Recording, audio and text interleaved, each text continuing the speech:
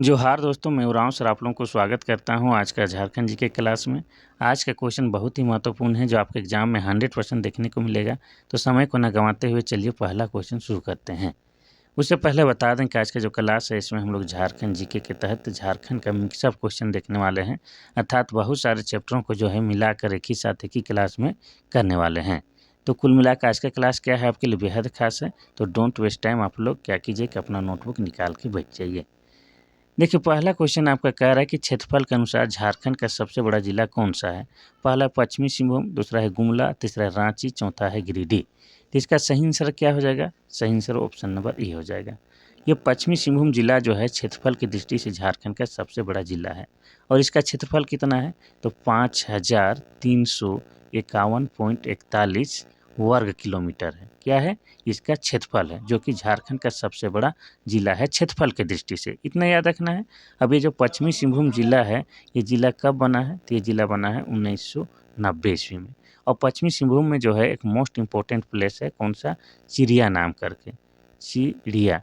और ये चिड़िया नामक स्थान जो है क्यों फेमस है? तो लौह अयस्क के लिए फेमस है। किसके लिए? तो लौह अयस्क के लिए फेमस है। इतना आपको याद रखना है।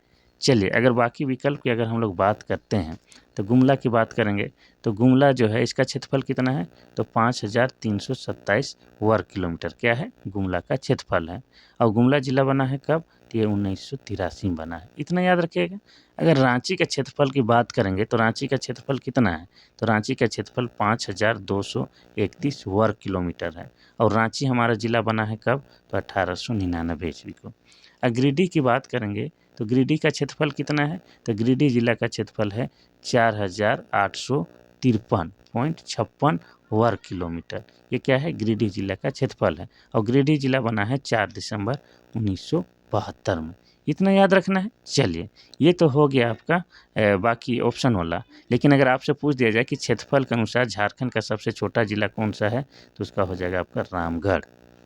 और रामगढ़ जिला कब बना है? तो 12 सितंबर को बना है। 12 सितंबर 2007 को बना है। और यह जो है झारखंड का 24वां जिला के रूप में अस्तित्व में आया था। इतना याद रखिएगा कम से कम पहला क्वेश्चन में। पहला क्वेश्चन कह रहा है कि दूसरा क्वेश्चन कह रहा है झारखंड का सबसे ठंडा स्थान कौन सा है। पहला है जमशेदपुर, दूसरा है पारसनाथ, तीसरा है नेत्रहाट, चौथा है चाईबासा। तो इसका सही उत्तर हो जाएगा आपका option number C, Netarhat. Netarhat क्या है? झारखंड का सबसे ठंडा प्रदेश है। और नेत्रहाट के बारे में बता दें कि नेत्रहाट को क्या कहा जाता है? पहाड़ों की मल्लिका। पहाड़ों की मल्लिका कहा जाता है। इसके अलावा पहाड़ों का रानी भी कहा जाता है। और नेत्रहाट एक पर्यटक स्थल है। यहाँ पर लोग जो है सनराइज सनसेट यानी कि सूर्योदय सूर्यास्त देखने जाते हैं। नेत्रहाट में ही आपका क्या है? मंगोलिया पॉइंट है। क्या है? मंगोलिया पॉइंट है। और नेत्रहाट में ही आपको बता दें सबसे अधिक वर्षा भी होता है। इसके अलावा नेत्रहाट में आपका क्या है? तो नेत्रहाट में जो है आपका क्या है?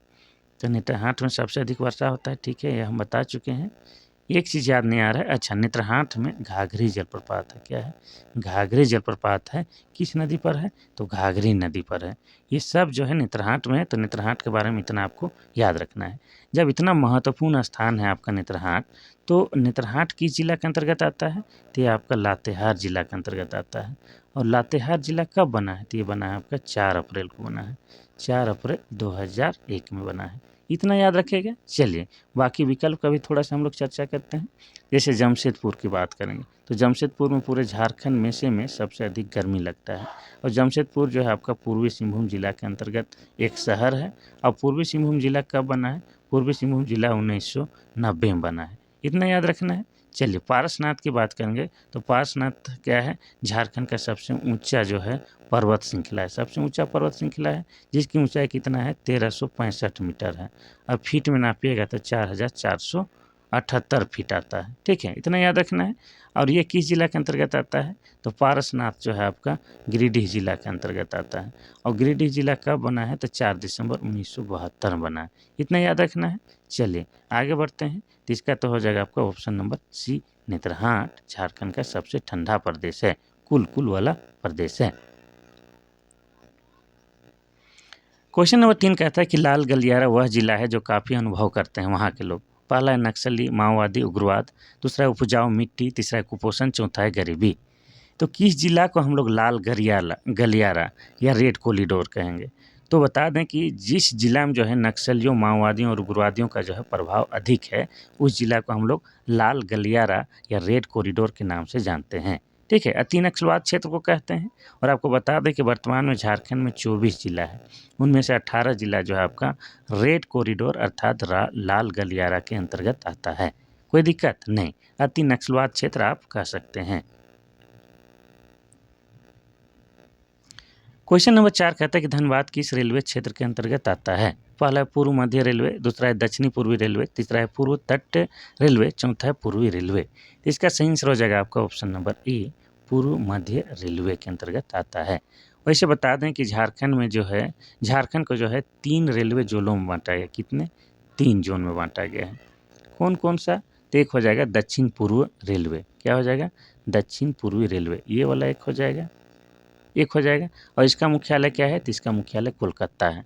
दूसरा क्या हो जाएगा? तो दूसरा हो जाएगा पूर्वी रेलवे। ठीक है, पूर्वी रेलवे।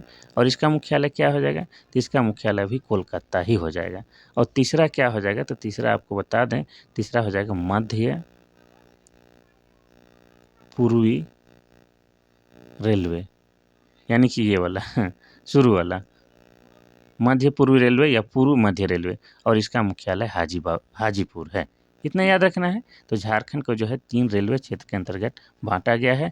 और धनबाद का पूछा है तो धनबाद को हो जाएगा पूर्व मध्य रेलवे या मध्य पूर्वी रेलवे। और इसका मुख्यालय क्या है? तो इसका मुख्यालय हाजीपुर है। इतना याद रखना है।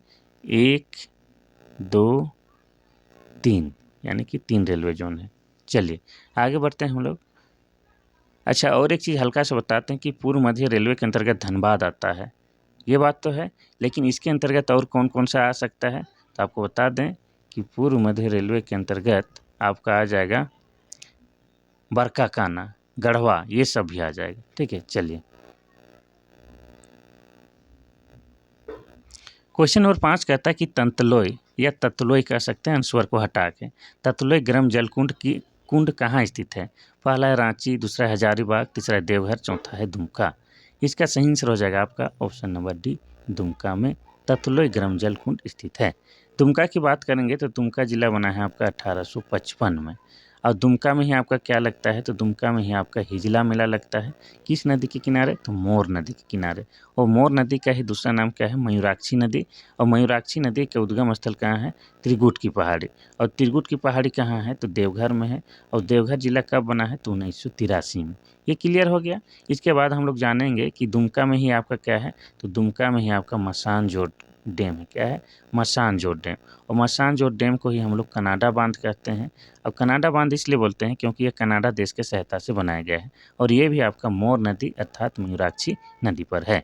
इसके अलावा दुमका के बारे में क्या जान सकते हैं? तो दुमका में ही आपका क्या है? तो मलूटी गांव है। क्या है? मलूटी गांव है। और मलूटी गांव को ही हम लोग क्या कहते हैं? तो मंदिरों का गांव कहते हैं। ये सब आपको दुमका के बारे में याद रखना है। और दुमका में आपका क्या है? वासुकीनाथ मंदिर है। क्या है? वासुकीनाथ मंदिर है। और वासुकीनाथ मंदिर का संबंध जो है आपका समुद्र मंथन से भी जोड़ा जाता है। तो ये सब आपको याद रखना है। दुमका के बारे में जब भी जिक्र होगा तो इतना कुछ आपको याद रखना है। चलिए रांची की बात करेंगे तो ये झारखंड की राजधानी है और 1899 में जिला बना है। हजारीबाग को हजार बागों का शहर कहते हैं और ये 1833 में जिला बना है। देवघर की बात करेंगे तो यहाँ बाबा बैद्यनाथ धाम का मंदिर है और ये जिला बना है आपका 1983 में। चलिए आगे बढ़ते हैं हम लोग क्वेश्चन नंबर 6 की ओर। क्वेश्चन नंबर 6 कहता है कि रांची जिला में निम्नलिखित में से किस जनजाति की संख्या सबसे अधिक पाई जाती है? पहला है सूर, दूसरा मुंडा, तीसरा बिरजा, चौथा है गोंड। तो इसका सही आंसर क्या हो जाएगा? इसका सही आंसर हो जाएगा आपका ऑप्शन नंबर बी, मुंडा जनजाति की। तो ऐसा माना जाता है कि सिर्फ और सिर्फ रांची जिला में ही आपका मुंडा जनजाति का अस्तित्व पाया जाता है। या यूँ कह सकते हैं कि सबसे अधिक जनसंख्या मुंडा जनजाति का किस जिला में पाया जाता है? तो रांची जिला में पाया जाता है। इतना याद रखना है। अब मुंडा के बारे में बता दें तो जनसंख्या की दृष्टि से यह झारखंड की तीसरी बड़ी जनजाति क्या है? तीसरी बड़ी जनजाति है। और इनकी भाषा क्या है? तो इनकी भाषा मुंडारी है। और मुंडारी भाषा जो है आपका ऑस्ट्रो एशियाटिक भाषा परिवार के अंतर्गत आता है। अब मुंडा जनजाति के बारे में और थोड़ा सा बता दें तो मुंडा जनजाति का जो प्रमुख देवता है उसको क्या बोलते हैं, उसको सिंहबोंगा के नाम से जानते हैं। और सिंहबोंगा जो है भगवान सूर्य का प्रतीक है, ये भी याद रखना है। अब मुंडा जनजाति के लोग जो है सरहुल को क्या कहते हैं, तो सरहुल को बाप परब के नाम से जानते हैं, इतना याद रखना है। अब मुंडा जनजाति के लोग का जो युवा गिरी होता है उसको क्या कहा जाता है, तो उसको गीती ओड़ा के नाम से जाना जाता है। तो ये सब जो है मुंडा जनजाति के बारे में आपको याद रखना है। चलिए बाकी विकल्प का हल्का हल्का चर्चा करते हैं। असुर की अगर बात करते हैं तो यह क्या है, झारखंड की आदिम जनजाति, क्या है, झारखंड की आदिम जनजाति है और इसे झारखंड का प्राचीन जनजाति भी माना जाता है। और इनका जो है पारंपरिक पेशा क्या है, तो इनका पारंपरिक पेशा लोहा गलाना है। क्या है, लोहा गलाना इनका पारंपरिक पेशा है। और झारखंड में 8 आदिम जनजाति पाए जाते हैं। बिरजिया की अगर हम लोग बात करेंगे तो बिरजिया भी क्या है, ये भी आपका आदिम जनजाति है। और बिरजिया का मतलब क्या हो जाता है, तो बिरजिया का मतलब हो जाता है जंगल का मछली। क्या हो जाता है, जंगल का मछली इसका अर्थ होता है। ठीक है, चलिए गोंड की बात करेंगे तो गोंड जो है झारखंड में एक जनजाति है और इनकी जनसंख्या बहुत कम है, लेकिन ये भारत की दूसरी बड़ी जनजाति है। क्या है, भारत की दूसरी बड़ी जनजाति है। पहले में आपका भील है और दूसरा में क्या हो जाएगा, दूसरा में गोंड है और तीसरा में अपना संथाल जनजाति है। ठीक है, चलिए तो ऑप्शन नंबर बी इसका सही है। क्वेश्चन नंबर 7 कहता है कि सरायकेला शहर किस नदी के किनारे बसा है। पहला है खरकाई, दूसरा है उत्तरी कोयल, तीसरा है स्वर्णरेखा, चौथा है सोन। तो इसका सही आंसर हो जाएगा आपका ऑप्शन नंबर ए, खरकई नदी के किनारे सरायकेला शहर बसा हुआ है। और खरकई जो है आपका स्वर्णरेखा नदी का जो है, स्वर्णरेखा नदी का सहायक नदी है। कौन, खरकई नदी, इतना याद करना है। अब सरायकेला जिला के बारे में बताते हैं। तो सरायकेला जिला कब बना है, तो यह आपका 2001 ईस्वी में बना है। और सरायकेला जो है झारखंड में छऊ नृत्य के उद्गम स्थल के रूप में जाना जाता है। और सरायकेला में आपका क्या है, पालना डैम है और पालना डैम स्वर्णरेखा नदी पर है। इसके अलावा आपको बता दें सरायकेला में चांडिल बांध है और ये भी आपका स्वर्णरेखा नदी पर है। इतना याद रखना है सरायकेला जिला के बारे में। अब बाकी विकल्प की बात करेंगे तो उत्तरी कोयल नदी का उद्गम स्थल कहाँ है, तो रांची के पिस्का गांव से निकलता है। और इसकी जो सहायक नदी है उसका नाम क्या है, एक का नाम है औरंगा। क्या नाम है, औरंगा। एक का नाम है आपका अमानत और एक का नाम है बूढ़ा नदी। और इस बूढ़ा नदी पर ही आपका क्या है, तो लोध जलप्रपात बना हुआ है। लेकिन इसको जो है क्या कहा जाता है, बूढ़ा घाघ भी कहा जाता है। क्यों कहा जाता है, क्योंकि ये बूढ़ा नदी पर है और आपका लातेहार जिला में है और झारखंड का सबसे ऊंचा जलप्रपात है। इतना याद रखना है। और ये जो उत्तरी कोयल नदी की बात करेंगे तो ये जो है सोन नदी की सहायक नदी है। किसकी, तो सोन नदी की सहायक नदी है। इतना याद रखना है। चलिए अगर हम लोग स्वर्णरेखा नदी की बात करते हैं तो स्वर्णरेखा नदी का उद्गम स्थल रांची के नगड़ी गांव है और जिस जगह से निकलता है उस जगह को हम लोग क्या कहते हैं, तो रानी चुआ के नाम से जानते हैं। साथ ही ये भी जानते हैं कि स्वर्णरेखा नदी झारखंड का एकमात्र नदी है जो स्वतंत्र रूप से जाके बंगाल के खाड़ी में गिरती है। या यूँ कह सकते हैं कि समुद्र में स्वतंत्र रूप से गिरने वाले झारखंड की एकमात्र नदी स्वर्णरेखा नदी है। और स्वर्णरेखा नदी पर आपका क्या क्या है, तो स्वर्णरेखा नदी पर आपका मुंडरू जलप्रपात बना हुआ है जो कि झारखंड का दूसरा प्रमुख जलप्रपात है लोध जलप्रपात के बाद। इसके अलावा आपको बता चुके हैं कि पालना डैम बना हुआ है, इसके बाद चांडिल डैम बना हुआ है। और स्वर्णरेखा नदी की अगर सहायक नदी की बात करेंगे तो क्या हो जाएगा, आपका संजय हो जाएगा, संजय नदी हो जाएगा। फिर हो जाएगा आपका खरकाई नदी हो जाएगा, फिर हो जाएगा आपका कांची नदी हो जाएगा, इसके अलावा आपका राढ़ू नदी हो जाएगा। ये सब क्या है, तो स्वर्णरेखा की सहायक नदियाँ हैं। साथ ही स्वर्णरेखा नदी के किनारे ही आपका क्या है, जमशेदपुर शहर भी बसा हुआ है। अगर हम लोग सोन नदी की बात करेंगे तो इसका उद्गम स्थल कहाँ से होता है, अमरकंटक की पहाड़ी से। और ये अमरकंटक की पहाड़ी कहाँ है, तो एमपी पर है, यानी कि मध्य प्रदेश में है। और सोन नदी जो है झारखंड में गढ़वा जिला से होकर प्रवेश करता है। इतना याद रखना है। चलिए तो आगे बढ़ते हैं हम लोग क्वेश्चन नंबर 8 की ओर। क्वेश्चन नंबर 8 कहता है कि शासन एक स्थान है जहां मुंडा रखते हैं। पहला है अपना पूर्वजों की अस्थियां, दूसरा है अपना भोजन, तीसरा है पशु, चौथा है आभूषण। तो इसका सही उत्तर हो जाएगा, इसका सही उत्तर हो जाएगा आपका ऑप्शन नंबर ए। मुंडा जनजाति के लोग जो है अपने पूर्वजों का अस्थियां जहां पर रखते हैं उस जगह को ही हम लोग क्या कहते हैं, शासन के नाम से जानते हैं। मुंडा जनजाति के बारे में ऑलरेडी बता चुके हैं। तो आगे बढ़ते हैं क्वेश्चन नंबर 9 की ओर। क्वेश्चन नंबर 9 कहता है कि बोकारो इस्पात कारखाना में लौह अयस्क की आपूर्ति कहाँ से होती है। पहला है झरिया से, दूसरा है मध्य प्रदेश, तीसरा है कुंजर, चौथा है बाबा बुदन। तो इसका सही आंसर क्या हो जाएगा? सही आंसर हो जाएगा आपका ऑप्शन नंबर सी, क्योंझर से। लो अयस्क की आपूर्ति क्योंझर से होता है। अब झरिया से क्या चीज़ होता है? तो झरिया से जो है कोकिंग कोयला, ठीक है, कोकिंग कोयला की आपूर्ति आपका झरिया से होता है। मध्य प्रदेश से क्या चीज़ की आपूर्ति करता है आपका बोकारो स्टील प्लांट? तो बता दें, मध्य प्रदेश से जो है चूना पत्थर का, किसका? तो चूना पत्थर का जो है आपूर्ति होता है या आयात करता है। इतना याद रखना है। चलिए, तो हो जाएगा ऑप्शन नंबर सी, क्योंझर। अब थोड़ा सा हम लोग जानेंगे बोकारो इस्पात कारखाना के बारे में। बोकारो इस्पात कारखाना की स्थापना 1964 ईस्वी में हुई थी। किस देश की सहायता से हुई थी? तो सोवियत संघ रूस देश की सहायता से। कहाँ पर? तो बोकारो के जो है माराफारी नामक स्थान पर। इसीलिए जो है बोकारो का पुराना नाम माराफारी भी बताया जाता है। और इस इस्पात कारखाना के कारण ही बोकारो को क्या कहा जाता है? तो बोकारो को स्टील सिटी भी कहा जाता है। इतना आपको याद रखना है, ठीक है। अब बोकारो की बात करेंगे तो बोकारो में और एक चीज़ है, क्या है? तो आपका जवाहर लाल नेहरू जैविक उद्यान है, जो कि झारखंड का सबसे बड़ा प्राणी उद्यान है। ये भी आपको याद रखना है। अब बोकारो में इतना कुछ है, तो बोकारो ज़िला कब बना है? तो बोकारो ज़िला बना है 1991 में। चलिए, थोड़ा सा स्पीड में करते हैं। आज भी हम रांची में हैं और बहुत सारा काम मेरा पेंडिंग है, अति आवश्यक वाला काम, तो इसीलिए जो है क्लास भी लेना ज़रूरी है, लेकिन क्लास को थोड़ा सा रफ्तार में करते हैं, ठीक है। क्वेश्चन नंबर 10 कहता है कि झारखंड में ढाल विद्रोह कब हुआ था? पहला 1831, दूसरा 1914, तीसरा 1767 और चौथा 1874। तो इसका सही आंसर हो जाएगा आपका ऑप्शन नंबर सी, 1767 में ढाल विद्रोह हुआ था। और किसके नेतृत्व में हुआ था? तो आपको बता दें, जगन्नाथ ढाल के नेतृत्व में ढाल विद्रोह हुआ था 1767 में। इसके अलावा इस डेट से और एक चीज़ हम लोग याद रख सकते हैं कि झारखंड में अंग्रेज़ों का प्रवेश जो है सबसे पहले कब हुआ था? तो अंग्रेज़ों का प्रवेश 1767 में हुआ था। किस दिशा से हुआ था? तो हम लोग कह सकते हैं कि सिंहभूम दिशा से जो है अंग्रेज़ों का सर्व प्रवेश प्रथम झारखंड में हुआ था। इतना याद रखना है। चलिए, अगर बाकी विकल्प की अगर हम लोग को बात करना है तो देखिए 1831-32 में आपका क्या हुआ था? कोल विद्रोह हुआ था। किसके नेतृत्व में हुआ था? तो बुद्धू भगत के नेतृत्व में हुआ था। ये आपको याद रखना है। अगर 1914 की बात करेंगे तो 1914 में क्या हुआ था? तो आपका टाना भगत आंदोलन हुआ था। क्या हुआ था? टाना भगत आंदोलन। और किसके नेतृत्व में हुआ था?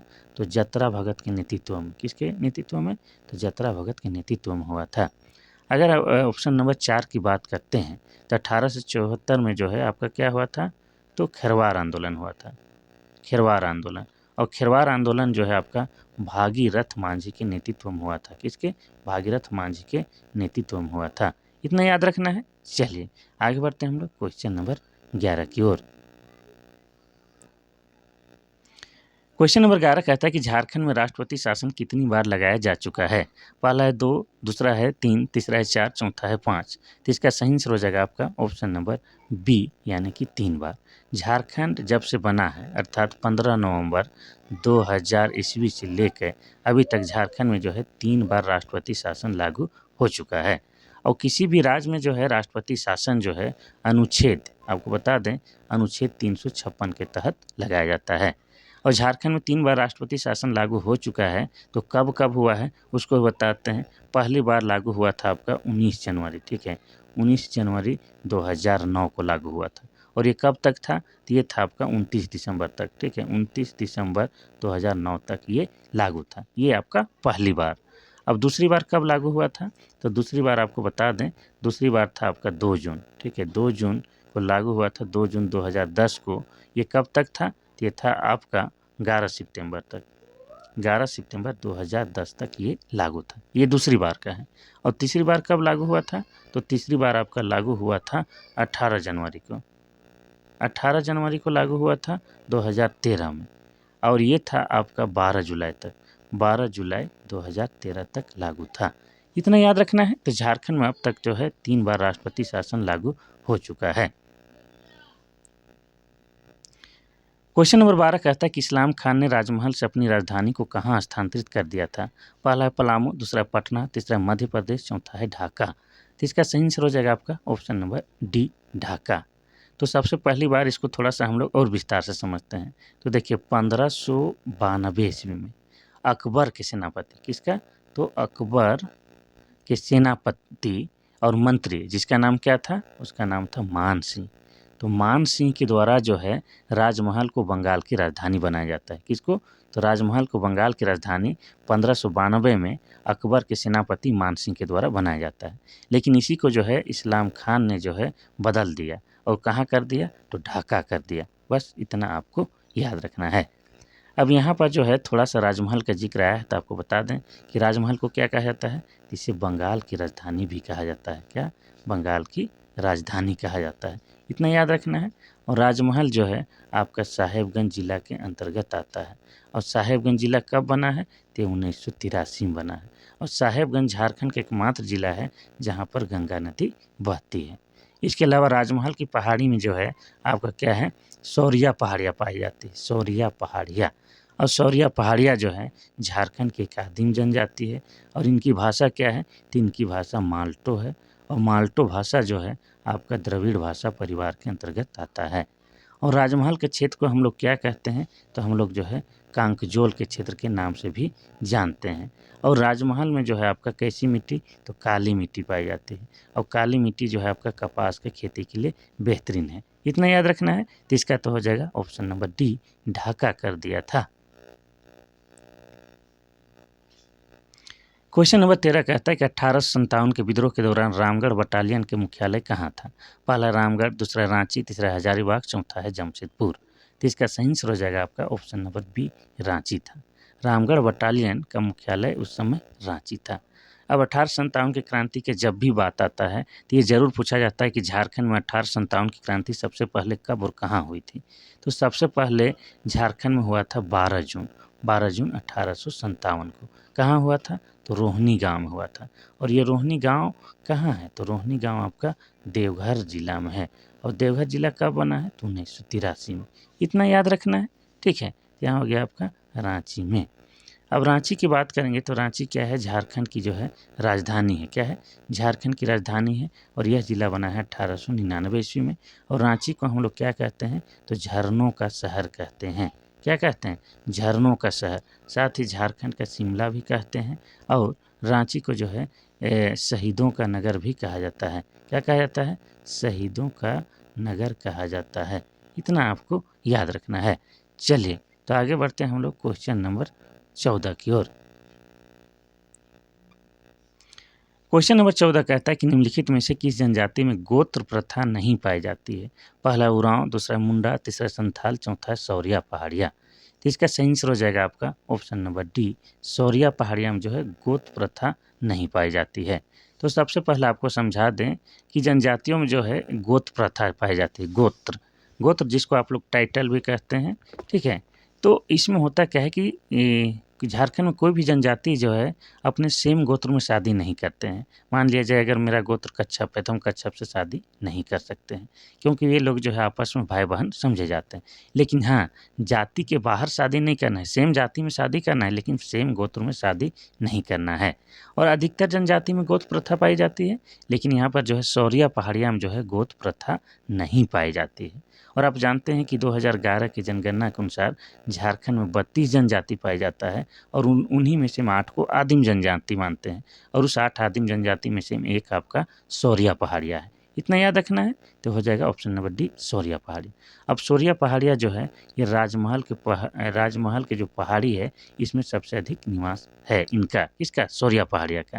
और आपको बता देते हैं कि शौरिया पहाड़िया के द्वारा माल्टो भाषा बोली जाती है। और माल्टो भाषा जो है आपके द्रविड़ भाषा परिवार के अंतर्गत आता है। ठीक है, चलिए तो बाकी लोग का भाषा को हमें बताते हैं। उरांव जनजाति के द्वारा कौन भाषा बोली जाती है? कुड़ुक भाषा।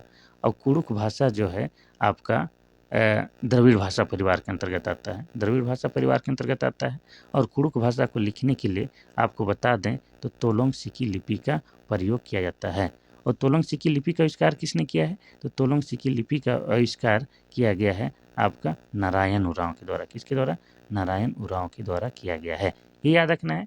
मुंडा जनजाति के द्वारा मुंडारी भाषा बोली जाती है। और मुंडारी भाषा जो है आपका ऑस्ट्रो एशियाटिक भाषा परिवार के अंतर्गत आता है। संथाल जनजाति के द्वारा जो है संथाली भाषा बोली जाती है। और संथाली भाषा जो है इसको लिखने के लिए जो है संथाली भाषा को लिखने के लिए जो है ओल चिकी लिपि का प्रयोग किया जाता है। किसका? तो ओल चिकी लिपि का प्रयोग किया जाता है। और ओल चिकी लिपि का आविष्कार 1941 में पंडित रघुनाथ मुर्मू के द्वारा किया गया है। इतना आपको याद रखना है। चलिए आगे बढ़ते हैं हम लोग क्वेश्चन नंबर 15 की ओर। क्वेश्चन नंबर 15 कहता है कि झारखंड में किस जनजाति का युवा गिरी गीती ओड़ा कहलाता है? पहला है संथाल, दूसरा है उरांव, तीसरा है आपका हो, चौथा है मुंडा। तो इसका सही आंसर हो जाएगा आपका ऑप्शन नंबर डी। मुंडा जनजाति के लोग युवा गिरी को गीतई ओड़ा के नाम से जानते हैं। और संथाल जनजाति के लोग किस नाम से जानते हैं? तो ये लोग जो है युवा गिरी को घोटुल कहते हैं, घोटुल। उरांव जनजाति के लोग क्या कहते हैं? तो ये लोग धूमकुड़िया, क्या कहते हैं? धूमकुड़िया के नाम से जानते हैं। और हो जनजाति के लोग क्या कहते हैं? तो ये लोग गोतियारो, क्या कहते हैं? गोतियारो के नाम से भी जानते हैं युवागिरी को। अब आप लोगों को हम बताते हैं कि युवागिरी होता क्या है। तो युवागिरी जो है जनजातियों का विशेषकर क्या है कि एक प्रशिक्षण गिरी है। यहाँ पर आदिवासी युवक युवतियों को जो है अपने संस्कृति, अपने धर्म से संबंधित प्रशिक्षण दिया जाता है। साथ ही उनके जीवन में जो काम आने वाले कुछ तथ्य हैं या कुछ चीज़ें हैं उनके बारे में भी शिक्षण या प्रशिक्षण दिया जाता है। तो वही क्या है आपका युवागिरी है। इतना याद रखना है। चलिए तो आगे बढ़ते हैं हम लोग क्वेश्चन नंबर 16 की ओर। क्वेश्चन नंबर 16 कहता है कि झारखंड में कर्क रेखा कहाँ से गुजरती है? पहला है पलामू, दूसरा है लातेहार, तीसरा हजारीबाग, चौथा है रांची। तो इसका सही आंसर हो जाएगा आपका ऑप्शन नंबर डी, रांची से होकर गुजरती है।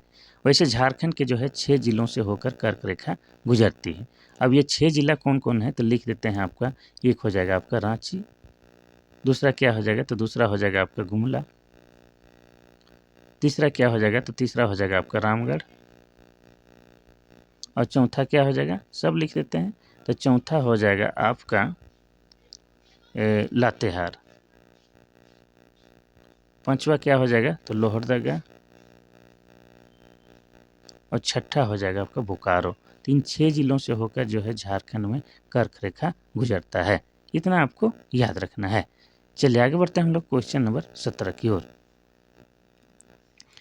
क्वेश्चन नंबर 17 कहता है कि झारखंड में किस नदी पर तिलैया जल विद्युत परियोजना बनाया गया है? पहला है कोनार, दूसरा है बराकर, तीसरा है स्वर्णरेखा, चौथा है दामोदर। तो इसका सही आंसर क्या हो जाएगा? तो इसका सही आंसर हो जाएगा आपका ऑप्शन नंबर बी, बराकर नदी पर जो है तिलैया बांध का निर्माण किया गया है।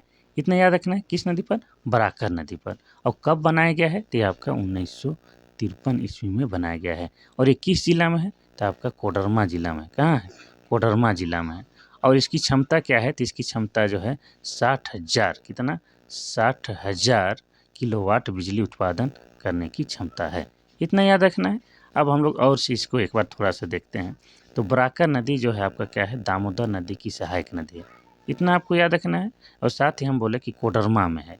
तो कोडरमा की बात करेंगे तो कोडरमा जिला 1994 में बना है। और कोडरमा को हम लोग अभ्रक की राजधानी कहते हैं, भारत की अभ्रक की राजधानी कहते हैं। इतना आपको याद रखना है। चलिए इसमें जो है एक नदी के बारे में आपको थोड़ा सा बता ही देते हैं। किस नदी के बारे में? तो दामोदर नदी के बारे में। तो दामोदर नदी की उद्गम स्थल कहाँ होता है? टोरी में। और टोरी कहाँ है? तो टोरी आपका लातेहार में है, लातेहार में। और लातेहार जिला बना है 4 अप्रैल 2001 ईस्वी को। और दामोदर नदी के बारे में क्या जान सकते हैं? तो दामोदर नदी को देव नदी भी कहा जाता है, देव नदी। और दामोदर नदी झारखंड का प्रदूषित नदी भी है। साथ ही यह झारखंड का सबसे लंबी नदी भी है। अब लंबी है तो कितनी लंबी है? तो झारखंड में जो है आपका दामोदर नदी का प्रवाह क्षेत्र 290 किलोमीटर है। कितना है? 290 किलोमीटर इसका प्रवाह क्षेत्र है।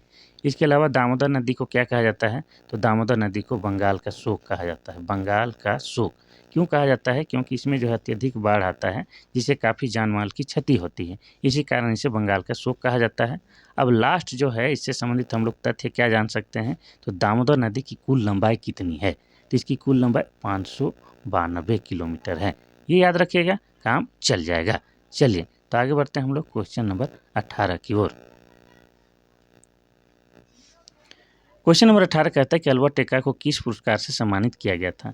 पहला है परमवीर चक्र, दूसरा है वीर चक्र, तीसरा है अशोक चक्र, चौथा है कीर्ति चक्र। तो इसका सही आंसर हो जाएगा आपका ऑप्शन नंबर ए, परमवीर चक्र से सम्मानित किया गया है अल्बर्ट एक्का को। और परमवीर चक्र जो है सेना के क्षेत्र में सबसे बड़ा पुरस्कार होता है। और आपको बता दें कि अल्बर्ट एक्का के मरणोपरांत यह पुरस्कार दिया गया था। अब क्यों दिया गया था ये भी बता दें, तो 1971 में जो है आपका क्या हो रहा था, भारत पाक, ठीक है, भारत पाकिस्तान के बीच युद्ध हो रहा था। इसमें जो है अल्बर्ट एक्का शहीद हो गए थे। अपना जो है पाकिस्तानियों को जो है छक्के छुड़ाते हुए या अपने दुश्मनों को जो है मारते हुए ये शहीद हो गए थे। कौन? अल्बर्ट एक्का, जिसके कारण इनके मरणोपरांत इनके साहसिक कार्य के लिए इन्हें परमवीर चक्र से सम्मानित किया गया है। और परमवीर चक्र जो है भारत में सेना का क्षेत्र में सबसे बड़ा पुरस्कार होता है, इतना याद रखना है। अब अल्बर्ट एक्का के बारे में थोड़ा सा व्यक्तिगत बातें बताते हैं। तो अल्बर्ट एक्का जो है गुमला जिला के रहने वाले हैं। कहाँ? गुमला जिला के जारी गाँव के रहने वाले हैं। इनका जन्म कब हुआ था? तो इनका जन्म हुआ था आपका 27 दिसंबर 1942 में जन्म हुआ है।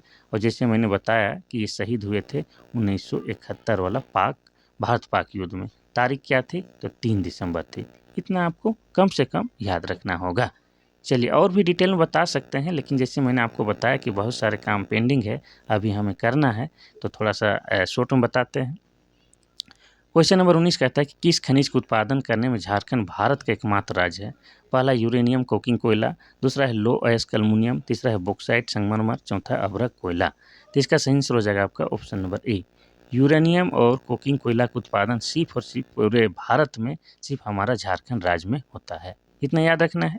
अगर इसमें अलग अलग करके देखें तो यूरेनियम का उत्पादन कहाँ होता है? तो यूरेनियम का उत्पादन आपका पूर्वी सिंहभूम जिला में होता है। कहाँ होता है? पूर्वी सिंहभूम जिला में होता है। और पूर्वी सिंहभूम जिला में भी कहाँ? तो आपको बता दें, जादूगोड़ा। तो झारखंड में जादूगोड़ा नामक स्थान है, यूरेनियम के लिए फेमस है, यानी कि यूरेनियम का उत्पादन होता है। अगर हम लोग बात करेंगे, कोकिंग कोयला की बात करेंगे, तो इसका उत्पादन कहाँ होता है? तो दामोदर घाटी क्षेत्र में। कहाँ होता है? तो दामोदर घाटी क्षेत्र में इसका उत्पादन होता है। और दामोदर घाटी क्षेत्र के अंतर्गत कौन कौन सा आ जाएगा? आपका झरिया आ जाएगा, चंद्रपुरा आ जाएगा, रामगढ़ आ जाएगा, बोकारो आ जाएगा, कर्णपुरा आ जाएगा। ये सब आपका कोकिंग कोयला के अंतर्गत आ जाएगा। तो ये आपका क्या हो जाएगा? Option number A. यूरेनियम और कोकिंग कोयला का उत्पादन सिर्फ और सिर्फ हमारे झारखंड में होता है, पूरे भारत में। क्वेश्चन नंबर 20 कहता है कि अमानत नदी का उद्गम कहाँ होता है? पहला है त्रिकुट की पहाड़ी, दूसरा है अमरकंटक की पहाड़ी, तीसरा है नगड़ी, चौथा है हजारीबाग पठार। तो इसका सही आंसर क्या हो जाएगा? Option number D. हजारीबाग पठार से जो है अमानत नदी का उद्गम स्थल होता है। और अमानत नदी जो है आपका उत्तरी कोयल की सहायक नदी है। किसकी? तो उत्तरी कोयल की सहायक नदी है। और उत्तरी कोयल नदी का उद्गम स्थल कहाँ से होता है? तो आपको बता दिए हैं कि रांची के पिस्का गाँव से होता है। इतना आपको याद रखना है। तो ऑप्शन नंबर डी हजारीबाग पठार हो जाएगा। त्रिकुट की पहाड़ी की बात करेंगे तो यहाँ से जो है आपका मोर नदी का उद्गम स्थल होता है। मोर नदी जिसी का दूसरा नाम क्या है? उसी का दूसरा नाम मयूराक्षी नदी है, इतना याद रखना है। अमरकंटक की पहाड़ी से कौन सा नदी का उद्गम स्थल होता है? तो सोन नदी का। सोन नदी का उद्गम स्थल अमरकंटक की पहाड़ी से होता है। और झारखंड में जो है सोन नदी का प्रवेश गढ़वा जिला से होकर होता है, ये भी आपको हम बता चुके हैं। और अमरकंटक की पहाड़ी कहाँ है? तो मध्य प्रदेश में है। अगर नगड़ी की बात करेंगे तो नगड़ी से जो है दो प्रमुख नदी का उद्गम स्थल होता है। एक तो हो जाएगा आपका स्वर्ण रेखा। कौन हो जाएगा? स्वर्ण रेखा। और दूसरा क्या हो जाएगा? तो दूसरा हो जाएगा आपका दक्षिणी कोयल। ये दो प्रमुख नदी का उद्गम स्थल आपका नगड़ी से होता है। और नगड़ी कहाँ है? तो हमारे रांची जिला में है। ठीक है, चलिए, तो 20 का सही उत्तर ऑप्शन नंबर डी हजारीबाग पठार हो जाएगा। क्वेश्चन नंबर 21 कहता है कि झारखंड की खेल राजधानी कौन है? पहला है रांची, दूसरा है जमशेदपुर, तीसरा बोकारो, चौथा है दुमका। तो इसका सही आंसर हो जाएगा आपका ऑप्शन नंबर बी। जमशेदपुर को जो है झारखंड की खेल राजधानी कहा जाता है। क्यों कहा जाता है? तो इसको भी आपको बता दें, क्योंकि यहाँ पर जो है फुटबॉल को बढ़ावा देने के लिए क्या बनाया गया है? टाटा फुटबॉल एकेडमी का स्थापना कब किया गया है? 1987 में किया गया है। इसके अलावा एथलीट को जो है आगे ले जाने के लिए या बढ़ावा देने के लिए JRD टाटा स्पोर्ट कॉम्प्लेक्स बनाया गया है। इसके अलावा क्रिकेट के उत्थान के लिए जो है किनियन स्टेडियम को बनाया गया है। साथ ही तीरंदाजी के लिए जो है टाटा आर्चरी का निर्माण किया गया है। इसीलिए जो है आपका जमशेदपुर को क्या कहा जाता है? तो झारखंड की खेल राजधानी कहा जाता है। इसके अलावा जमशेदपुर को जो है झारखंड का औद्योगिक राजधानी भी कहा जाता है। क्या कहा जाता है? औद्योगिक राजधानी। और ये जमशेदपुर जो है आपका पूर्वी सिंहभूम जिला में है। कहाँ है? आपका पूर्वी सिंहभूम जिला में स्थित है।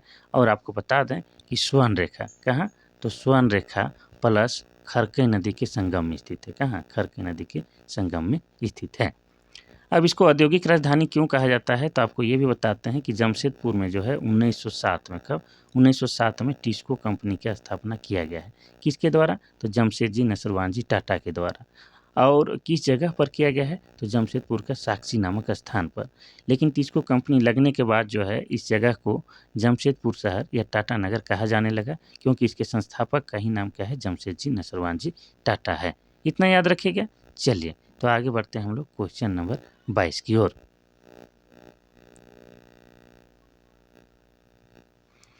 क्वेश्चन नंबर 22 कहता है कि ललित प्रसाद विद्यार्थी द्वारा किए गए वर्गीकरण के अनुसार कौन सी जनजाति सामान्य कारीगर है। पहला है असुर बंजारा कोरवा, दूसरा है मुंडा संथाल उरांव, तीसरा है उरांव खड़िया हो, चौथा महली लोहार करमाली। तो इसका सही आंसर हो जाएगा आपका ऑप्शन नंबर डी। महली लोहार करमाली को जो है क्या कहा जाता है, सामान्य कारीगर कहा जाता है। कारीगर मतलब उन लोगों के पास अपना कुछ हुनर होता है। ठीक है, तो आपको उत्तर बता दें, उत्तर बोल रहे हैं, महली की बात कर दें तो महली जो है बांस का जो है सामान बनाने में निपुण होता है। जैसे टोकरी, सुपली, दौरा, ये सब बनाने में ये लोग निपुण होता है। लोहार को आप जानते हैं कि घरेलू सामान जो है आपका कुदाल है, हंसुआ है और कुल्हाड़ी, ये सब है। ये सब बनाने में कौन है निपुण, लोहार जनजाति के लोग। और करमाली लोग भी लोहा का ही काम करते हैं। तो ये लोग क्या है, सामान्य कारीगर हैं। इतना याद रखना है। चलिए, और ये किनके हिसाब से वर्गीकृत किया गया है, तो ललित प्रसाद विद्यार्थी के अनुसार, ये याद रखिएगा। चलिए आगे बढ़ते हैं हम लोग क्वेश्चन नंबर 23 की ओर। क्वेश्चन नंबर 23 कहता है कि उरांव जनजाति के लोग खुद को कुड़ुक कहलाना पसंद करते हैं। इसका क्या मतलब होता है। पहला है भक्ति, दूसरा है योद्धा, तीसरा बहादुर, चौथा है मानव। तो इसका सही आंसर हो जाएगा आपका ऑप्शन नंबर डी, मानव। कुड़ुक का मतलब क्या होता है, मानव। एक्चुअली बता दें कि उरांव जनजाति के लोग जो है क्या है, ये क्या है, झारखंड की जनसंख्या की दृष्टि से दूसरी बड़ी जनजाति है। इतना याद रखना है। और उरांव जनजाति के द्वारा कुड़ुक भाषा बोली जाती है। इसीलिए ये लोग जो है स्वयं को कुड़ुक कहलाना भी पसंद करते हैं। और कुड़ुक का मतलब मानव या मनुष्य होता है। अब उरांव जनजाति के बारे में और भी एक्स्ट्रा फैक्ट है, उसको हम बताना चाहेंगे। तो उरांव जनजाति के जो प्रमुख देवता है उसे क्या कहते हैं, उसको धर्मेश कहते हैं। और धर्मेश जो है भगवान सूर्य का ही प्रतीक है। इतना याद रखना है। उरांव जनजाति का जो युवागिरी होता है उसको क्या कहा जाता है, धूमकुड़िया, धूमकुड़िया कहा जाता है। साथ ही उरांव जनजाति का जो पूजा स्थल होता है उसको क्या कहा जाता है, उसको सरना कहा जाता है। और उरांव जनजाति के लोग जो जहाँ पर इकट्ठा होते हैं, बैठकी करते हैं, पूजा पाठ नहीं, जहाँ पर नृत्य गीत का आयोजन करते हैं, उसको उस जगह को क्या कहा जाता है, तो उस जगह को अखाड़ा कहा जाता है। ये सब उरांव जनजाति के बारे में आपको याद रखना है। ठीक है, चलिए तो आगे बढ़ते हैं हम लोग क्वेश्चन नंबर 24 की ओर। क्वेश्चन नंबर 24, उससे पहले आपको बता दें कि बहुत ही जल्दी क्लास ख़त्म करना है, क्योंकि बहुत टाइम मेरे पास कम है। अभी एक काम करना है जिसके कारण थोड़ा सा जो है हड़बड़ी दिखाई दे रहा है। क्वेश्चन नंबर 24 कहता है कि निम्नलिखित में से कौन तीरंदाज नहीं है। पहला है झानू हंसदा, दूसरा है आपका रूना मिश्रा, तीसरा है दीपिका कुमारी, चौथा है पूर्णिमा महतो। तो इसका सही आंसर हो जाएगा option number B, Aruna Mishra तीरंदाज नहीं है। तो क्या है, अरुणा मिश्रा आपका एक मुक्केबाज हैं। क्या है, भारतीय मुक्केबाज हैं, मुक्केबाज हैं, इतना याद रखिएगा। ठीक है, अरुणा मिश्रा। और बाकी तीनों के तीनों जो है आपका क्या है, तीरंदाज हैं, यानी कि आर्चरी हैं, यानी कि धनुर्धर है। इसमें भी दीपिका कुमारी को बता दें कि दीपिका कुमारी को जो है इस खेल में यानी कि तीरंदाज में जो है बेहतरीन जो है प्रदर्शन करने के लिए 2016 में भारत सरकार के द्वारा चौथा बड़ा पुरस्कार पद्मश्री पुरस्कार से सम्मानित किया गया है। इतना याद रखना है। और 2012 में जो है 2012 में अर्जुन पुरस्कार से भी सम्मानित किया जा चुका है। किसको, हम दीपिका कुमारी के बारे में बता रहे हैं। साथ ही आपको बता दें कि 2010 में जब दिल्ली में कॉमनवेल्थ गेम हो रहा था, उस समय 2 गोल्ड मेडल जीती थी कौन, आपकी दीपिका कुमारी। साथ ही ये ओलंपिक भी खेल चुकी है, इसीलिए इसे ओलंपियन भी कहा जाता है। साथ ही दीपिका कुमारी को गोल्डन गर्ल भी कहा जाता है। और ख़ास बात कि दीपिका कुमारी अपना रांची की है, और रांची भी कहाँ, तो रांची की रातू की रहने वाली है। इतना आपको याद रखना है। वर्तमान में इनका शादी हो गया है, कहाँ, पश्चिम बंगाल से। और पश्चिम बंगाल में भी किस छोरे के साथ हुई है, तो बता दें उनका नाम क्या है, तो उनका नाम है अतनु दास। क्या नाम है, अतनु दास के साथ हुआ है। और अतनु दास भी क्या है, तो तीरंदाज हैं, और इंटरनेशनल तीरंदाज हैं। इतना आपको याद रखना है। ठीक है, पूर्णिमा महतो के बारे में बता दें तो वर्तमान में ये क्या है, तीरंदाज यानी तीरंदाजी के जो हैं प्रशिक्षक हैं, सिखाते हैं, ठीक है। और सिखाने के कारण है इन्हें भी 2013 में, कब 2013 में जो है द्रोणाचार्य पुरस्कार से सम्मानित किया जा चुका है। क्या चीज़, द्रोणाचार्य पुरस्कार से सम्मानित किया जा चुका है। किसको, पूर्णिमा महतो को, ठीक है। चलिए, तो 24 नंबर का तो सही उत्तर है आपका option number B, Aruna Mishra तीरंदाज नहीं है बल्कि भारतीय मुक्केबाज है। क्वेश्चन नंबर 25, क्वेश्चन नंबर 25 कहता है कि शताब्दी स्टेडियम झारखंड के किस जिले में है। पहला धनबाद, दूसरा हजारीबाग, तीसरा रांची, चौथा है जमशेदपुर। तो इसका सही आंसर क्या हो जाएगा, ऑप्शन नंबर सी हो जाएगा, रांची। रांची में आपका क्या है, शताब्दी स्टेडियम है। और रांची में भी कहाँ, तो रांची के धुरुआ में। इसके अलावा बता दें कि रांची के धुरुआ में ही आपका क्या है, JSCA क्रिकेट स्टेडियम है, जो कि अंतर्राष्ट्रीय क्रिकेट स्टेडियम है, जिसका उद्घाटन 2013 में हुआ है। और सबसे पहले वहाँ पर मैच किन किन देशों के बीच हुआ था, तो भारत और इंग्लैंड के बीच हुआ था। ये भी पूछता है तो इसीलिए आपको बता दें। तो जैसे स्टेडियम और शताब्दी स्टेडियम आपका रांची जिला में है। इसके अलावा रांची में और भी स्टेडियम है, जैसे आपको पूछ दिया जाए कि बिरसा फुटबॉल स्टेडियम कहाँ है, तो ये भी आपका रांची जिला में है। इसके अलावा एस्ट्रोटर्फ हॉकी स्टेडियम कहाँ है, तो ये भी आपका रांची जिला में है, ठीक है। चलिए, तो हो जाएगा आपका रांची जिला। क्वेश्चन नंबर 26 कहता है कि झारखंड में झूमर गीत किस अवसर पर गाया जाता है। पहला पर्व त्योहार, दूसरा है पूजा का अवसर, तीसरा है विवाह का अवसर, चौथा बच्चों के जन्म के अवसर पर। तो इसका सही उत्तर हो जाएगा आपका ऑप्शन नंबर ए, पर्व त्योहार के अवसर पर झारखंड में झूमर गीत गाया जाता है।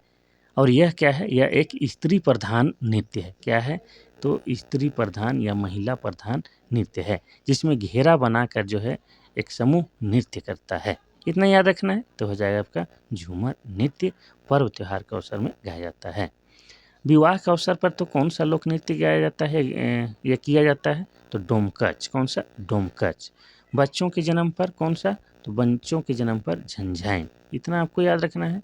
बच्चों के जन्म से संबंधित जो लोकगीत है आपका झंझाइन है, और विवाह से संबंधित आपका डोमकच है, और पर्व त्योहार में झूमर गीत गाया जाता है।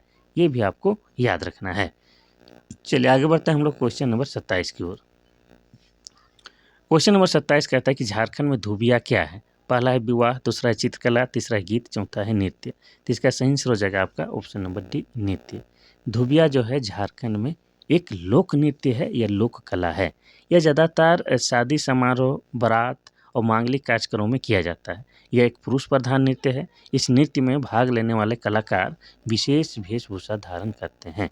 इतना आपको याद रखना है। चलिए, तो क्या है आपका, एक लोक नृत्य है या लोक कला है। क्वेश्चन नंबर 28 कहता है कि कौन से स्वतंत्र उम्मीदवार झारखंड के मुख्यमंत्री रहे हैं। पहला बाबूलाल मरांडी, दूसरा मधु कोड़ा, तीसरा शिबू सोरेन, चौथा है हेमंत सोरेन। तो ये जो स्वतंत्र उम्मीदवार कहने का मतलब है कि झारखंड में पहले निर्दलीय मुख्यमंत्री कौन थे, तो ऑप्शन नंबर बी हो जाएगा, मधु कोड़ा। और मधु कोड़ा का जो है कार्यकाल क्या रहा है कि 2006 में झारखंड के सीएम बने थे और 2008 तक ये सीएम थे, अर्थात 2 सालों तक इन्होंने जो है झारखंड को सीएम के रूप में सेवा की है। कौन, मधु कोड़ा। और मधु कोड़ा का जो है वर्तमान स्टेटस क्या है, तो ये जो है वर्तमान में बीजेपी के नेता हैं। क्या है, बीजेपी के नेता, यानी कि भारतीय जनता पार्टी के नेता हैं। कौन, आपके मधु कोड़ा साहेब। और इनकी पत्नी के नाम गीता कोड़ा है, जो कि सांसद भी रह चुकी है, वर्तमान में नहीं है। बाबूलाल मरांडी की बात करेंगे तो ये झारखंड के प्रथम मुख्यमंत्री, क्या है, झारखंड के प्रथम मुख्यमंत्री बाबूलाल मरांडी हैं। और ये जिस समय झारखंड के मुख्यमंत्री बने थे उस समय ये बीजेपी के थे, यानी कि भारतीय जनता पार्टी के थे। और इन्होंने जो है 2000 ईस्वी से लेके 2003 ईस्वी तक, यानी कि 3 साल तक जो है झारखंड को सीएम के रूप में सेवा की थी। किसने, बाबूलाल मरांडी ने। लेकिन बीच में जो है बाबूलाल मरांडी के द्वारा जो है JVM यानी कि झारखंड विकास मोर्चा नामक एक अलग राजनीतिक पार्टी की गठन की जाती है। लेकिन JVM जो है बाद में जाके बीजेपी में विलय हो जाती है। किसमें, बीजेपी यानी कि भारतीय जनता पार्टी में। अब आप लोग जानना चाहिए कि सर वर्तमान में जो है बाबूलाल मरांडी की स्टेटस क्या है, तो ये आपका क्या है, बीजेपी के नेता हैं। क्या है, बीजेपी के नेता हैं। और ये जो हैं आपके राजधनवार विधानसभा क्षेत्र से आते हैं, राजधनवार विधानसभा क्षेत्र से। और राजधनवार विधानसभा जो है आपका गिरिडीह जिला के अंतर्गत आता है। और गिरिडीह जिला की बात करेंगे तो 4 दिसंबर 1972 को बना है। मोस्ट इम्पॉर्टेंट शिबू सोरेन की बात करेंगे तो शिबू सोरेन जो है झारखंड के तीसरे मुख्यमंत्री बने थे। क्या? झारखंड के तीसरे मुख्यमंत्री बने थे। और किस राजनीतिक पार्टी से थे? तो जेएमएम से थे, यानी कि झारखंड मुक्ति मोर्चा से। और झारखंड मुक्ति मोर्चा की स्थापना 4 फरवरी 1973 को शिबू सोरेन और विनोद बिहारी महतो के द्वारा किया गया था। इतना याद रखना है। अब शिबू सोरेन जो है झारखंड के महान शख्सियत हैं और इन्हें 2026 के जो 26 जनवरी है उसमें कौन सा पुरस्कार से सम्मानित किया गया है भारत सरकार के द्वारा? तो पद्म भूषण। कौन सा? तो पद्म भूषण पुरस्कार से इन्हें सम्मानित किया गया है और ये भारत सरकार का तीसरा सबसे बड़ा पुरस्कार है। तो इसीलिए इनसे संबंधित क्वेश्चन पूछ सकता है। तो इनके बारे में और थोड़ा सा डिटेल में आपको हम बता देते हैं। तो शिबू सोरेन का जन्म हुआ है 11 जनवरी को। कब? 11 जनवरी 1944 को हुआ है। कहाँ पर हुआ है? तो रामगढ़ जिला में हुआ है। अब रामगढ़ जिला के किस गांव में हुआ है? तो नेमरा गांव में हुआ है। अब इनका जो बचपन का नाम क्या है? शिवचरण मांझी है। लेकिन बाद में इन्हें जो है लोग प्यार से क्या कहने लगे? प्यार से इन्हें लोग गुरुजी भी बोलते हैं, गुरुजी भी बोलते हैं। साथ ही इन्हें दिसोम गुरु के नाम से भी जानते हैं। इतना याद रखना है। इन्होंने जो है क्या किया है कि 1970 में जो है 1970 में सोनोत संथाल समाज की स्थापना की है। किसकी? सोनोत संथाल समाज की स्थापना की है। और 1973 में जो है जेएमएम यानी कि झारखंड मुक्ति मोर्चा की स्थापना की है। और बता दें इनकी मृत्यु कब हुई है? तो इनकी मृत्यु हुई है 4 अगस्त को। 4 अगस्त 2025 को दिल्ली में हुआ है। दिल्ली में एडमिट थे, बहुत लंबे समय से बीमार थे, वहीं इनकी मृत्यु हो गई है। इनके सुपुत्र कौन है? तो इनके पुत्र जो हैं वर्तमान में जो मुख्यमंत्री हैं हेमंत सोरेन। हेमंत सोरेन इनके सुपुत्र हैं। इतना आपको याद रखना है। चलिए तो आगे बढ़ते हैं। अच्छा, ये वाला भी बता ही देते हैं। तो हेमंत सोरेन जो है ये क्या है? झारखंड के वर्तमान सीएम हैं। किस राजनीतिक पार्टी से हैं? जेएमएम यानी कि झारखंड मुक्ति मोर्चा से हैं। और झारखंड मुक्ति मोर्चा का चुनाव चिन्ह क्या है? तीर धनुष है। और इनकी पत्नी के नाम क्या है? इनकी पत्नी के नाम कल्पना सोरेन। और कल्पना सोरेन भी क्या है? तो वो भी विधायक हैं। कहाँ से हैं? तो गांडेय विधानसभा क्षेत्र से हैं। चलिए आगे बढ़ते हैं, फटाफट बढ़ते हैं। अब 2 ही क्वेश्चन है। क्वेश्चन नंबर 29 कहता है कि रांची में जगन्नाथ मंदिर का निर्माण कब कराया गया? पहला है 1725, दूसरा है 1691, तीसरा है 1619, चौथा है 1716। तो इसका सही आंसर क्या हो जाएगा? आपका ऑप्शन नंबर बी 1691 में। ये जगन्नाथ मंदिर का निर्माण 1691 में आपका नागवंशी राजा एनी शाह के द्वारा करवाया गया है। किसके द्वारा? एनी शाह के द्वारा। ये कौन थे? तो ये आपका नागवंशी राजा थे। क्या थे? नागवंशी राजा। अब नागवंशियों का बात आया है तो बता दें कि नागवंश की स्थापना 64 ईस्वी में किया गया था। कब? 64 ईस्वी में, जिसको हम लोग क्या कहते हैं कि प्रथम शताब्दी भी कहते हैं। क्या बोलते हैं? प्रथम शताब्दी में। और नागवंश की स्थापना 64 ईस्वी में तो किया गया है। किसके द्वारा किया गया था? तो फनी मुकुट राय के द्वारा। किसके द्वारा? फनी मुकुट राय के द्वारा। इसीलिए जो है फनी मुकुट राय को नागवंश का आदि पुरुष भी माना जाता है। इतना आपको याद रखना है। तो 1691 में जो है आपका जगन्नाथ मंदिर का निर्माण किया गया था एनी शाह के द्वारा। कहाँ? तो रांची जिला में। रांची जिला के जो है धुरुआ क्षेत्र में आपका जगन्नाथपुर में किया गया है। इतना याद रखना है। यहाँ पर जो है प्रत्येक साल आषाढ़ महीना में, कब? तो आषाढ़ महीना में जो है आपका क्या लगता है? रथ मेला का आयोजन किया जाता है। जैसे पुरी में होता है, उड़ीसा के पुरी में रथ मेला का आयोजन किया जाता है, ठीक उसी प्रकार यहाँ पर भी जो है रथ मेला का आयोजन किया जाता है। और आपको बता दें कि उस समय जो है भगवान जगन्नाथ यानी कृष्णा, उसके बड़े भाई बलराम और सुभद्रा तीनों को जो है रथ में खींचकर उसके मौसी बाड़ी तक पहुंचाया जाता है और लौटते रथ के दिन उन्हें वापस घर लाया जाता है। इतना ही है। चलिए आगे बढ़ते हैं हम लोग क्वेश्चन नंबर 30 की ओर और आज का आखिरी क्वेश्चन की ओर। आखिरी क्वेश्चन यानी कि 30 नंबर का कहता है कि पीटीजी डाकिया योजना का मकसद क्या है या उद्देश्य क्या है? पहला है खाद का वितरण करना, दूसरा मुफ्त दवाएं बांटना, तीसरा है मुफ्त बीज, चौथा है मुफ्त चावल। तो इसका सही आंसर हो जाएगा आपका ऑप्शन नंबर डी मुफ्त चावल। तो समझना है कि ये जो पीटीजी डाकिया योजना है इसका शुरुआत कब हुआ था? तो 13 मई को हुआ था। 13 मई 2017 को हुआ था।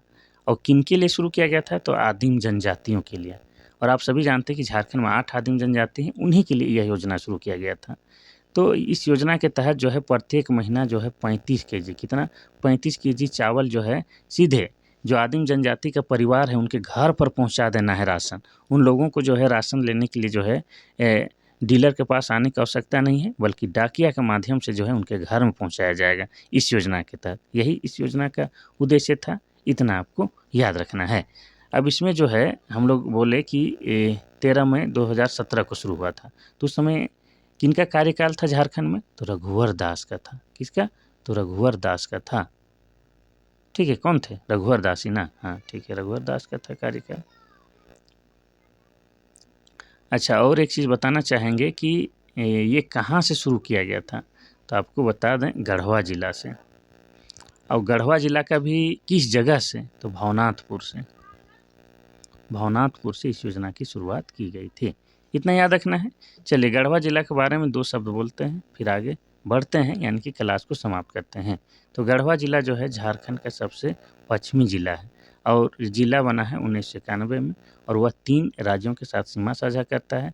एक तो हो जाएगा उत्तर प्रदेश, दूसरा हो जाएगा बिहार और तीसरा हो जाएगा आपका छत्तीसगढ़ के साथ। देखिए, जल्दी है, मेरा काम बहुत सारा है पेंडिंग, इसीलिए जो है शॉर्ट में बताया, कोई बात नहीं। फिर से जैसे ही वक्त मिलता है, आज हो सके तो और एक क्लास लाएंगे, नहीं तो कल फिर क्लास लेकर आते हैं।